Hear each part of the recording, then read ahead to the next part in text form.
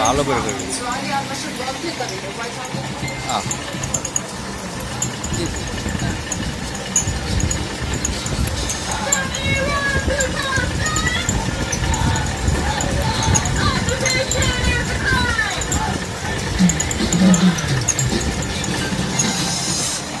Israel Iran সংঘাতে তেহরানকে মস্কোর ঘনিষ্ঠ মিত্র আখ্যা পুতিনের।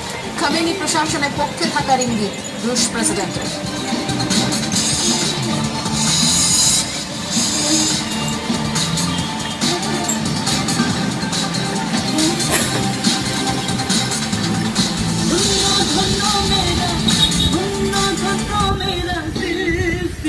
ইসরায়েল টার্গেট করা হয় সামরিক এবং গোয়েন্দা স্থাপনা।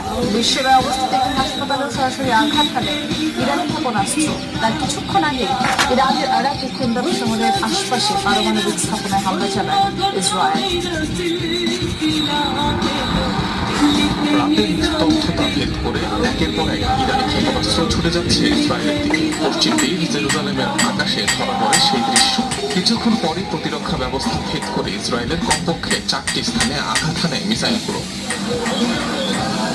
বৃহস্পতিবার ভোররাত থেকে ইসরায়েলে বড়সড় অভিযান চালায় ইরান। টার্গেট করা হয় মধ্য এবং দক্ষিণ ইসরায়েলের 4 স্থান, এর মধ্যে 3টি মধ্যাঞ্চল এবং তেল আবিবের কাছাকাছি এলাকা। আইডিএফ এর কমান্ড সেন্টার সহ একটি গোয়েন্দা স্থাপনা ধ্বংসের দাবি করে তেহরান। ক্ষতিগ্রস্ত হোরন নামক এলাকার একটি আবাসিক স্থাপনা।